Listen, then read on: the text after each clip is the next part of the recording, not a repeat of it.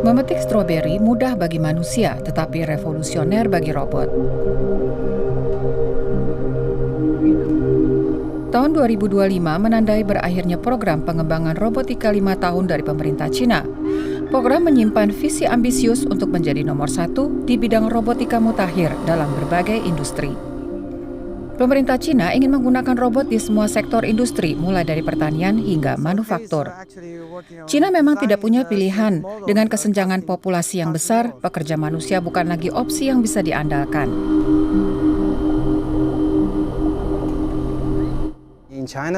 Di Cina, sebagian besar pekerja pertanian berusia 50 dan 60-an. Jadi dalam 20 tahun mendatang akan sulit menemukan pekerja pertanian karena generasi muda tidak suka lingkungan kerja yang buruk, lagi pula gajinya rendah. Robot ini menggunakan chip NVIDIA. Produsennya berharap bisa menjual robot ini di seantero Eropa. Aliansi Industri Robot Cina menyatakan jumlah robot total yang diekspor kurang dari 5%.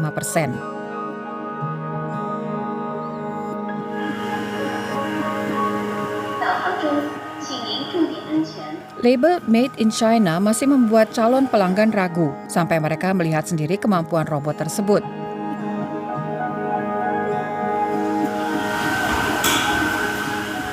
Alat angkut forklift swakemudi ini misalnya paham jika ada manusia berarti dia harus memperlambat laju. Jika ada forklift lain, ia harus berhenti. Dan benda tak bergerak berarti menghindar dan terus melaju. Ada banyak pemain baru yang memasuki pasar Eropa dan Amerika Serikat dengan versi tiruan yang dapat dilihat dari pameran dagang.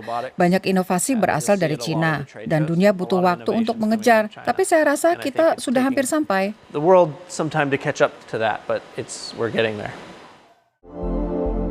Robot medis ini tidak dapat menggantikan manusia, namun bisa membantu dokter ahli bedah.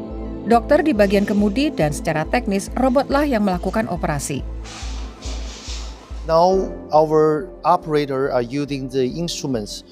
Sekarang operator kami menggunakan robot untuk mengupas kulit telur puyuh mentah. Ini untuk mensimulasikan gerakan paling halus selama operasi bedah. Masih relatif lebih mudah menggunakan robot ini daripada menggunakan tangan sendiri.